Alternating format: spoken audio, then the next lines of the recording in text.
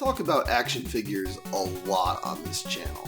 Whether it's my super long retrospectives on every unique character figure from the vintage Playmates TMNT line, miscellaneous videos about how I played with my action figures as a kid, toy haul videos where I show recent action figures I've purchased, or even the unreleased video just about NECA and Super 7 in general that I've actually recorded 2 times now on different occasions over the past year or 2, and have never released because I just always hate the way it comes out, but I promise will come out someday. It's certainly a lot of action figure content. And when it comes to videos like the toy hauls, usually what I'm talking about is what's known in the action figure world as ultimates. An ultimate in action figure collector lingo usually unofficially refers to a figure that is sort of a deluxe action figure, highly articulated, high quality, usually well designed, usually comes with a huge spread of accessories, maybe alternate hands or alternate head sculpts or weapons or just strange objects that go hand in hand with that character.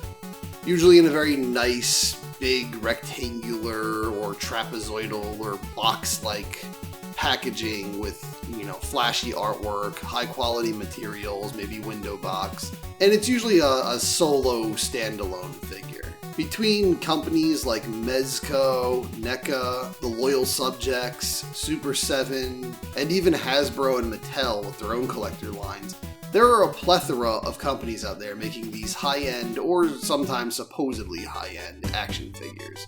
There are ultimates for so many weird properties now. I mean, whoever would have thought in the 2020s that we'd be getting action figures for lines like Toxic Crusaders, or Battletoads, or Silverhawks, or even freaking Barnyard Commandos. It seems like just about any damn property can get an Ultimates action figure line these days, especially nostalgic properties. So what would my pick be if I could pick a dream property to have an Ultimates line of action figures? Just one line. There's plenty I can think of that would be awesome for action figures, but if I really try to rack my brain out and think about what is the one property that I was just obsessed with at some point in my life and wanted figures for so badly, but there was just such a shortage of merchandise for it, one in particular stands out, and that is Mega Man X. So when I was a small child with the NES, I actually never played Mega Man. Somehow it was just one of those series that just, slipped by me. Everyone had those major series they just missed out on, and I just missed out on Mega Man. I knew about him from like Captain N and commercials and word of mouth, but I just never got an opportunity to play one of his games. But then in the summer of 1995, for my 9th birthday, I got Mega Man X, and I fell in love with that game.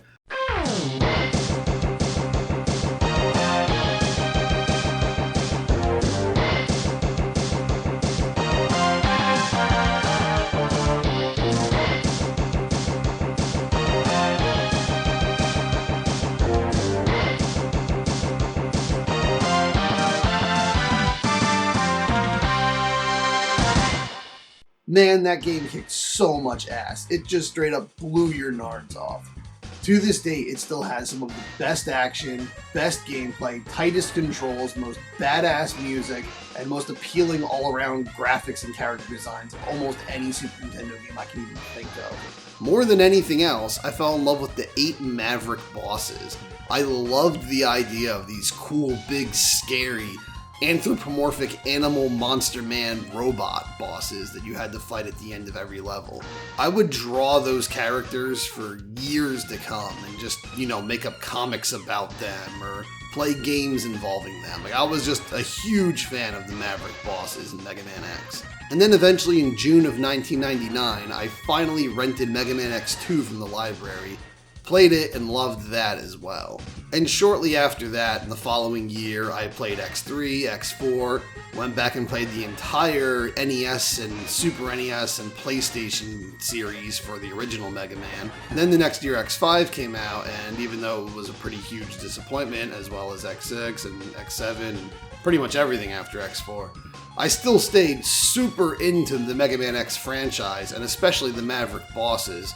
until pretty much the year I graduated high school. The year I got super into it was like the end of '99 and the start of 2000. It was kind of the new millennium. My big obsession became Mega Man X. And it stayed my big obsession until about 2004. I'd say 2005 was the first year where it was starting to, fade away. And by 2006, I was pretty much over it for a while. But it was a big deal for me for several years of my life. When I got really into the franchise in late 99 and 2000, that was also the time I first got internet connection at my home and I got AOL. I spent pretty much night and day on the internet at that point, usually looking for Mega Man MIDI music or looking for the highest possible quality renders of official artwork from Mega Man X and Mega Man, or looking for the best quality renders of sprite sheets from the Mega Man X games. For some reason, Mega Man X2 sprites were like really hard to find back then, like I couldn't find them anywhere, but like X1, X3, and X4 were everywhere. It was really weird. It took years before X2 sprites became readily available on the internet. Really bizarre. I even remember one day I was so obsessed, I went to some kid's house that I went to school with, brought Mega Man X2 simply because he said he had a camera, and we went through the game and we took pictures of all the enemies and bosses and stuff, and I was gonna like get these photos, scan them on my computer somehow, and then edit out the backgrounds, and I don't know what I thought I was doing, but then surely enough eventually he got the photos and developed, and he said they just look like white blobs and you couldn't tell what the hell you're looking at. And, no crap, of course it's gonna look like that. But the bottom line is, I was obsessed with Mega Man X, and most of all the Maverick boss characters. So I was really disappointed at the time that there was really no merchandise for this franchise, especially for those boss characters. Over the years, there's been some merchandise. There's some very rare Maverick stuff, like there's these like chibi, big-headed little Mega Man X3 Maverick pencil toppers that were made, I believe, only in Japan. But that's not really the way you want the characters to look. That's like this weird, cuted up version of them that doesn't really resemble them. And there were these like really tiny, really crappy figures for Mega Man X5, and some of the bosses were in there, and I remember getting those, and they were just really crappy. They fell apart and were barely painted, and they were like smaller than your thumb. They were just really crappy. But usually when they make Mega Man merchandise, whether it be Mega Man or X, it's usually just Mega Man, and then they make a few variations of Mega Man, because you can just recolor the figure and say, oh, this is Leaf Shield Mega Man, this is Metal Blade Mega Man, and it's the lazy, cheap way of making an action figure line. I don't know what it is about Leaf Shield and Metal Blade. I mean, I kind of understand Metal Blade because it's the most overpowered weapon in the original, most popular Mega Man game. But it just seems that anytime they make action figures, or put them in Capcom crossover fighters, or put them in Smash Brothers, it's always Leaf Shield and Metal Blade. Like, there's a lot of games to choose from. Do we always need those same two abilities? Leaf Shield and Metal Blade are like the Green Hill Zone and Chemical Plant Zone of the Mega Man series. But if they ever do another character, it's always the same few boring characters. It's Bass or Proto Man maybe, who are just characters who are incredibly similar to Mega Man. If it's X, they might do Zero. Or for some reason in the original Mega Man, they always do dumbass Roll. I never understood why they would want to make action figures of Roll. When they make fighting games, when they make action figures, when they make statues, they always put Roll in there. Roll doesn't even like physically appear in a good handful of Mega Man games. I've never really seen a series where a character is so absent from the series they sometimes only exist in a line of text in the manual, yet they're promoted like one of the main icons of the series. The Roll thing just baffles me. Like, yeah, sure, I like Roll, but she's not like a cool action star or anything. She's a boring, kind of bland character in a series that has all kinds of interesting, cool, crazy bosses with superpowers. So needless to say, Mega Man merchandise is boring usually. Very, very boring. So how would my line go? Again, mine would be Mega Man X, just because, yes, I love the original Mega Man, but Mega Man X has always been the one I loved the most, as it was my original Mega Man. And I'm just a big fan of the Maverick bosses over the Robot Masters. Again, I love them both, but Maverick bosses are way higher than Robot Masters in my book. I know a lot of people wouldn't want a Mega Man X toy line to not have X and Zero and Sigma and Vile and all of those characters, but since this is my fantasy, I say screw them, I'm only doing Maverick bosses. Because that's what I would want. That's what I really want. You can get X merchandise out there, there's plenty of it, but you can't get Maverick boss merchandise. Plus, if you started off this line with X and Zero right out of the gate how they looked in X1, eventually in the next wave you have to be like, oh well, now we need Mega Man X1 Armor X, and we need Zero how he looked in X2 and on, where he has the square shoulder pads and stuff, and then we need X3 Armor X, and X4 Armor X, and Black Zero, and Spike Buster Armor, and Falcon Armor, and Shadow Armor, or whatever the hell that ninja thing was called, and just like a million different versions of X, and then hey, how about Rolling Shield X, or Chameleon Sting X, or Crystal Hunter X, or Spinning Blade X, or Ray Splasher X. It just gets overkill at some point, and that is how you destroy a toy line in my mind. Don't get me wrong, I love variations. The original Playmates Teenage Mutant Ninja Turtles line, I loved all the Sports Turtles and Universal Monster Turtles and Wild West Turtles and Olympics Turtles and all that stuff. And in the original He-Man, I loved like Battle Armor He-Man and Thunder Punch He-Man and Flying Fist He-Man. It's all cool ideas, but the thing about those toy lines is they gave us plenty of original, unique characters alongside those variants. In something like Mega Man X, which is this long-running, well-established franchise, if you just go ahead and do all the main characters and all the variations of the main characters, you're never going to get to any of those beloved secondary characters who have never gotten toys in the past, and you're just going to repeat the same problem over and over again. I know if a real company got a license to do Mega Man X Ultimates figures, Wave 1 would probably be something like X-Zero, Vile, and Iris or something. The more story-driven humanoid characters in the games that they plaster all over the cutscenes and everything, they wouldn't really pay attention to the Maverick bosses. They'd go to like variations of X and Zero and Sigma and all his different bodies and all the human-like characters, and it probably wouldn't be until like Wave 8 that we'd finally get some Maverick bosses. And they'd probably just be the generic ones. It would be like Storm Eagle and Chill Penguin, because those are clearly Capcom's favorite X1 Mavericks. They're the only ones they plaster all over everything every time they make a new Mega Man X product. But yeah, my line would be all Maverick bosses. Wave 1 would be the first 4 from X1, and Wave 2 would be the second 4 from X1. And then rinse and repeat. Wave 3 is X2, Wave 4 is X2, Wave 5 is X3, Wave 6 is X3, and so on.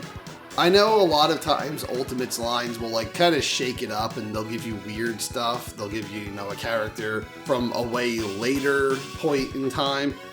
Most companies would probably do something like an X1 Maverick, an X3 Maverick, an X5 Maverick, and an X6 Maverick or something in Wave 1. But the way I look at it is, I don't want to have Boomer Kuwanger without Armed Armadillo and Spark Mandrill. I want all the X1 Mavericks as soon as possible. I don't want to wait to finish up each collection. I want to get each collection neatly finished in order. So yes, Wave 1 and Wave 2 would both be X1 Mavericks. As you can see from my example pictures I drew, I designed it sort of like Super 7 Ultimates, because those are kind of my favorite Ultimates that I've collected. I have some issues with Super 7 figures, but for the most part, I really like the quality of the plastic, I really like the sculpt, the paint. Usually they're very nice. And I just like the overall look. I do think their packaging is a little over-designed and probably adds unnecessary cost to the products. But I'm just going to stick with Super 7 Ultimate's looks because those are my favorite. And Super 7 usually does about 4 figures per wave, so that's what I'm doing here. So in both the first and second wave, there would be small characters, medium-sized characters, and then large characters. There's only two large characters in the bunch, which would be Spark Mandrill and Flame Mammoth. Spark Mandrill is supposed to be about 10 feet tall in the game, and Flame Mammoth is around 10'5" in the game. The medium set of characters, which is medium for Mavericks but pretty huge for normal action figures, would be Launch Octopus, Boomer Kuwanger, and Storm Eagle, who are all between 7 foot and mid 8 feet. They would come in the same sized packaging as each other. Then there would be 3 smaller packages, and that would be Chill Penguin, Sting Chameleon, and Armored Armadillo. Chill Penguin's only 5'3", while Armored Armadillo is around 6'4", I believe. So Army would be the biggest of that bunch, clearly, with Chill and Stingsy being considerably shorter. I think for size comparisons, I would say Chill Penguin could be around the height of maybe a NECA Ninja Turtle, like Toon Turtle figure, whereas Armored Armadillo could be more around the size of a Super 7 Turtles figure, of the actual turtle. Then ones like Storm Eagle and Boomer Kuwanger could be around more the height of Bebop or Rocksteady of the Super 7 line, and then ones like Flame Mammoth and Spark Mandrill could be more around the size of, I don't know, maybe Monstar from the Silverhawks line. Just huge figures. Because you gotta think, if Chill Penguin's 5'3", and Flame Mammoth is about 10'5", he's almost 2 Chill Penguins stacked on top of each other. So he should be almost twice the height of Chill Penguin. So for no particular reason, the way I guess I would chop it up is Wave 1 has Chill Penguin, Sting Chameleon, Storm Eagle, and Flame Mammoth. Whereas Wave 2 will have Armored Armadillo, Launch Octopus, Boomer Kuwanger, and Spark Mandrill. Now, I haven't done this for all of the action figures that would be in this line, because, there's tons of Maverick characters I didn't draw examples for. But I figured I'd go over just the first 2 waves, what I would do with them, what kind of accessories I'd give them and all, just to kind of hypothetically talk about how this line could work. There would be a lot of energy effects for these characters. Almost every character would come with some sort of energy effect, which is sort of a translucent plastic blast of an element or just raw energy or something, electricity or fire or ice or something. So let's start with Chill Penguin. Chill Penguin would be, again, the smallest figure of the first 2 waves. But he'd still be a pretty hefty figure because he's essentially a circle. Chill Penguin would have an articulated jaw, and I feel like in his mouth he should have a hole for a peg where you could put an accessory. He'd have his shotgun ice effect piece, so you could have that shooting out of his mouth to look like he's spitting it up, like he does in the game. I'd also give him 2 of his ice penguin decoys that he makes in the game that he blows towards you sometimes or just slides right through. Then I'd give him some interchangeable hands. Give him a pointing hand so he can do his sort of intro taunt position from the game. And give him like an open hand so that he can do the pose that he's doing in the official artwork of the game. I might even want to give him, 2 of these open palm hands, because then it could just allow you to make more action poses with him. Something that I don't think most of the figures will have is gripping hands. Very few of them will, because most Mavericks don't really grip anything. They use more elemental, energy-based attacks rather than physical weaponry. For Sting Chameleon, he would have to have a pretty involved design. Rather than giving him an articulated tongue, because that might just be too hard to pull off. It's so bumpy, it would be hard to make it a bendable wire thing and not make it look kind of crap. And you wouldn't want to segment it all the way, or it'll just be kind of clunky and awkward. So I just decided, give him like 2 tongues, maybe one that's lashing out, like he's, just lashing the iron tongue forward, or one that's kind of curled up like in the official artwork from the game. And then, of course, if you just wanted him to have his mouth open or closed with no tongue coming out, you could just not plug a tongue in his mouth. I also decided to give him his little leaf camouflage metal enemy that's in his stage that throws the little worms at you, just because there was enough room to throw in a little buddy. I think it'd be cool to get little enemies from the game here and there, add to your display. Something I didn't put here that he could potentially have is maybe a chameleon sting effect piece that you could plug onto his tail of like 3 different, green, sharp energy blasts shooting off his tail. But I didn't decide to actually put that in there simply because there just wasn't that much room for me to cram that into this fake box here. I also gave him an interchangeable eye because one of the really clever things about Sting Chameleon's design is he has 2 different eyes. One of his eyes is a more traditional Mega Man kind of eye, almost reminiscent of the eyes of characters like Heat Man or Iceman, while the other eye looks much more like an actual chameleon eye, but if you look at it, it's like a scope, it's like a zoom, like a camera zoom. So he uses that eye as sort of like a zoom scope thing to track enemies. As you can see, it even spins, and the way the metal plating on it is, it's exactly the way a zoom works on a camera.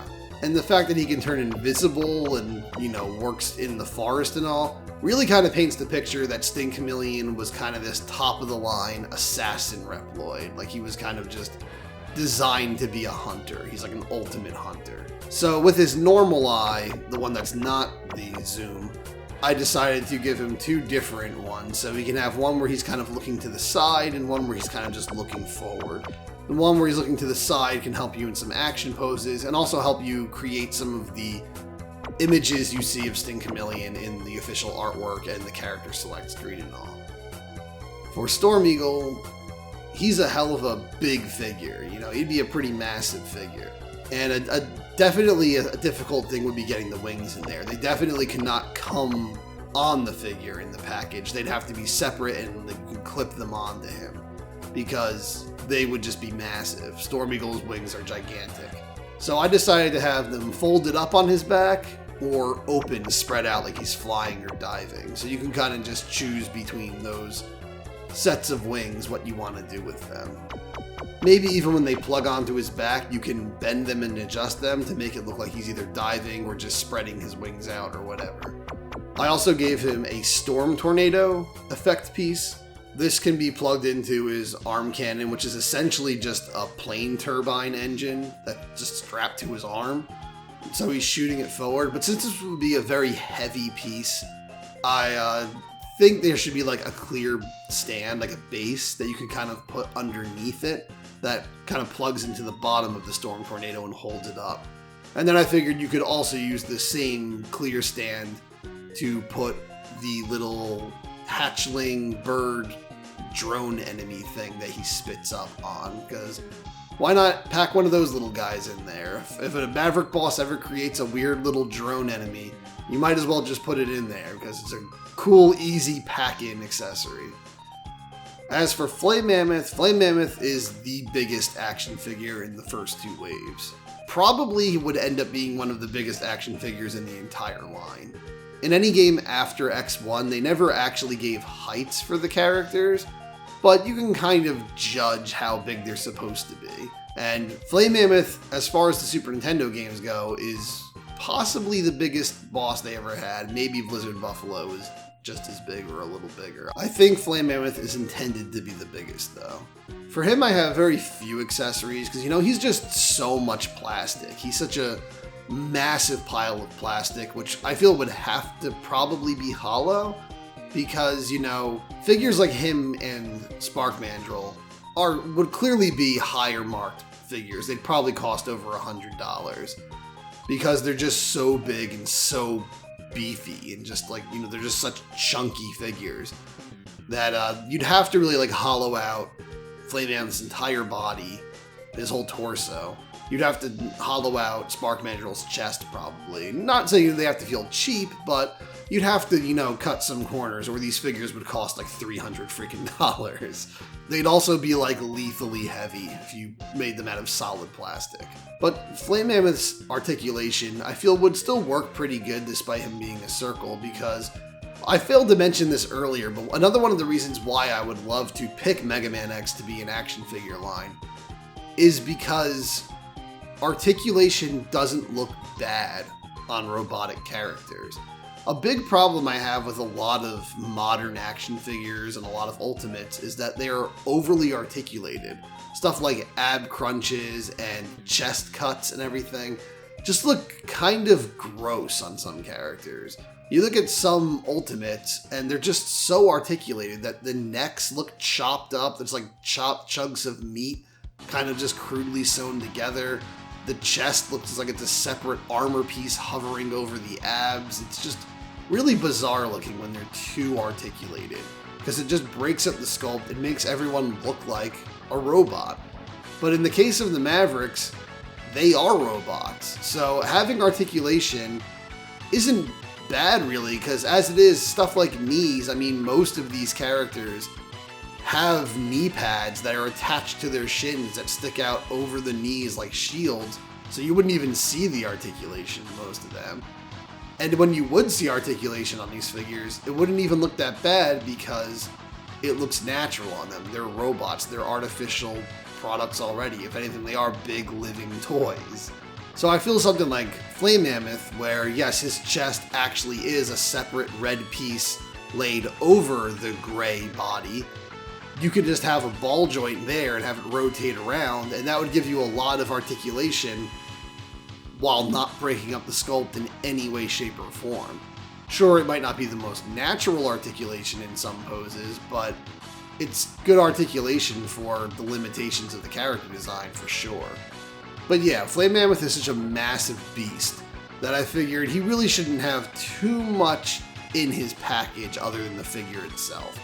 So, you know, I just kind of kept it simple. I gave him some oil that splattered on the ground with some flame on it, because, you know, he does that. He throws the oil out of his trunk and then he burns it with his flamethrower arm. And then I just gave him a fire wave to put in his flamethrower arm. So most of the guns and stuff in this line, I would just, you know, have little holes in them or little pegs in like the actual spout where you can just plug that in. Also, I think he should have an articulated trunk that you can, you know, pose around in different positions. I have to say, a feature I never noticed about Flame Mammoth until actually drawing this picture is that he doesn't actually have tusks. Through a very clever design, they actually made like hoses, like cords going from the sides of his face into his back, sort of plugging into, I don't know, a gas tank or whatever. But it just creates the look of a gas mask with the trunk and the two tusks that are actually like hoses going behind him. It creates the look of a gas mask that a flamethrower handler would actually be wearing. So now on to Wave 2. So for Wave 2, we start with Armored Armadillo. Armored Armadillo, the way I drew it here, I gave him two alternate heads. One where he's screaming and one where he's, you know, more stoic. I show the screaming one with the armor on his head lifted up, exposing the light gun underneath him, which is, you know, a design they gave Armored Armadillo in the game. It's supposed to resemble a miner's helmet where they have a flashlight built into the helmet. He lifts his helmet up and there's a flashlight built in, but it shoots damaging light. But I feel that that should actually be on both heads, maybe, and just have it lift up on both, have it articulated. You can shut it or open it, just have the actual armor part articulated, or maybe even have that whole gun and armor cover be the head essentially, and have the purple flesh part actually be a piece you can kind of clip off and clip back on, maybe. But you know, it all depends on how much money any of that would cost to produce. Armored Armadillo is one of those unique Mavericks where he has sort of a more fleshy, expressive face. Most Mavericks don't have that. They're kind of made out of like hard armor. Even their face is like all armor. But ironically, Armored Armadillo has more of like a fleshy face underneath, where like he can, you know, he can emote. When he opens his mouth, it actually looks like his, you know, face is stretching and opening the way an organic life form would, like X and Zero. But in the case of like Sting Chameleon, when he opens his mouth, it looks like two separate pieces of armor sliding away from each other. So Armored Armadillo, I think, deserves to have an alternate head for that reason specifically. He also has alternate hands for action poses and trying to recreate his official artwork or his taunt strike pose that he does at the beginning of the stage. I also gave him a light beam projectile energy effect to have shooting out of his head if you wanted to. I don't really think there'd be a way to roll him up into a ball, so unfortunately that probably wouldn't be doable. But if that was doable, if you could wrap the tail around, like up to the face and kind of tuck the arms and legs in, that would be pretty cool. That would make for a pretty cool display to have him like at least rolling into a ball. As for Launch Octopus, I think he would have to have a lot of articulation, obviously, because you'd have to put little joints in his arms so you could, articulate every part of his arms. So you could kind of pose him in all kinds of crazy action poses. The way I designed his missiles on his shoulders, I made it so that it's like a piece you could unplug and then plug in the action missiles instead, where they're kind of shooting out on an energy effect, and then there's, missiles at the end. Like he's releasing his homing torpedoes, or horming torpedoes as the game constantly incorrectly calls them. I also gave him some homing fish with some rippling water effects to come behind them, coming out of his tentacles. And I think that's just about all he really needs, because, he's not going to have interchangeable hands or anything. He's an octopus, he doesn't have hands, so that's just about all he needs. It's a lot of, firepower. He is Launch Octopus after all. For Boomer Kuwanger, he should be a very long and lanky character like he is in the game, so not as big as some of the other guys, but taller than most of the other characters. I think Boomer should come with an alternate head as well, so he can come with the standard head with the boomerang intact on his head, creating the stag beetle look that he's supposed to have. Or he could come with essentially a bald head, where you can take the boomerang accessory that he comes with and put it in his hands. I even think he should come with hands specifically with fingers set up where he can hold the boomerang in between his fingers to get some really cool action poses out of it. I also think Boomer's wings that he has on his back should be articulated so you can lift them way up, like above him, and kind of hunch him forward, and then insert these blast energy effects into his back to make it look like in the game where he lifts his wings up and blasts forward. Because, Boomer Kuwanger is all about going super, super fast. So having some cool, like, dashing running poses for Boomer could be really cool. I think Boomer could probably pull off some of the coolest poses for any of the characters. And then last we have Spark Mandrill, who again is a massive beast of a bastard. Again, like Flame Mammoth, I wouldn't put too many accessories in the package with him because he's already such a huge beast. There's really no reason for it. In the game, he rarely ever isn't making a fist. I think the only time he really isn't doing that is right before he punches the ground to do electrical spark, and when he gets shot really hard, he kind of flies back. But I don't think anyone really needs a pose of him getting his ass kicked, so we didn't really need hands for that one. I think what he should have is fists, because that's what he mostly uses, and gripping hands, specifically so that not necessarily he can grab any accessories that he comes with, but so that if you have something above him, like, maybe a bar or something, you can kind of have him grab it and hang on to it like he's, climbing along the ceiling like he does in the game, or hanging off the ceiling like he does in the game. Then the only other accessory I gave him was an electrical spark energy effect. So if you, put his fist against the ground like he's punching the ground, you can put this right underneath that and make it look like it's shooting two sparks off in either direction like it would in the game. But you can do all kinds of poses. You can do the big flying punch that he does, which me and my brother used to call the I hate that punch, because when my brother first played it, he got hit by a bunch and he would always whine, I hate that punch. So we just called the move I hate that punch eventually. A weird thing about these figures would be action features. So Ultimates rarely ever come with action features because A, it would cost way more money, and B, usually these kinds of figures are more for posing and not so much for playing.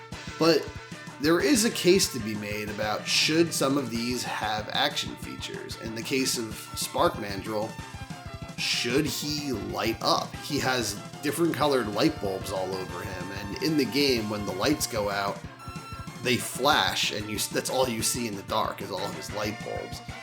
So, would that be worth going into the trouble of doing? It would almost be impossible with an ultimate, because everything's a separate piece, just being held together by joints. So having wiring going through his arms and shoulders and all that would be a lot of work and probably not possible. If it was possible, it might even end up making the figure cost like $500, and then you're getting into like first four figures territories of prices. But then there's some simpler ones, like say for the next wave, when you get to X2, Bubble Crab.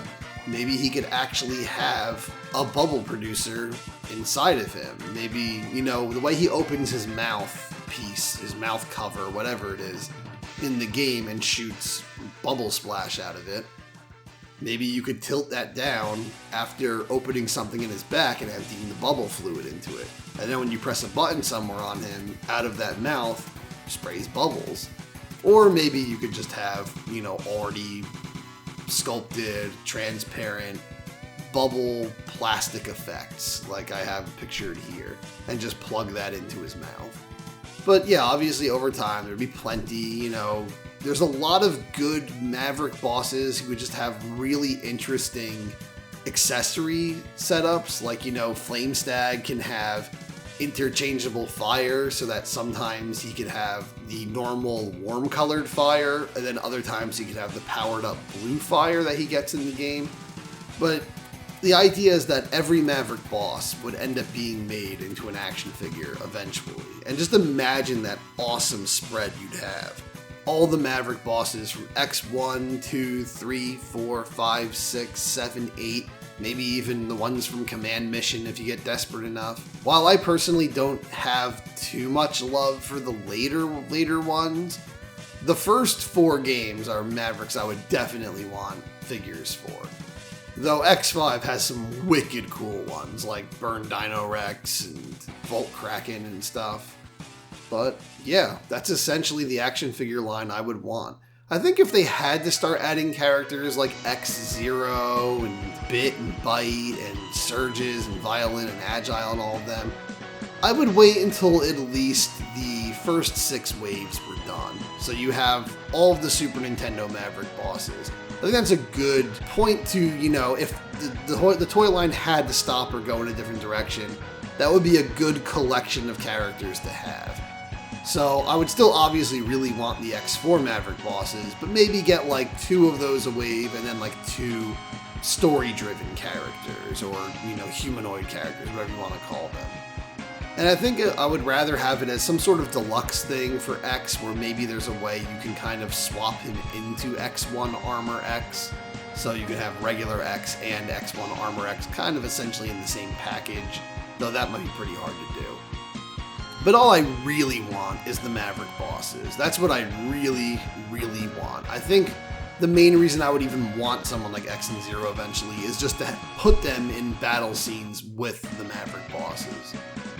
But yeah, that's my just kooky idea for an action figure Ultimates line.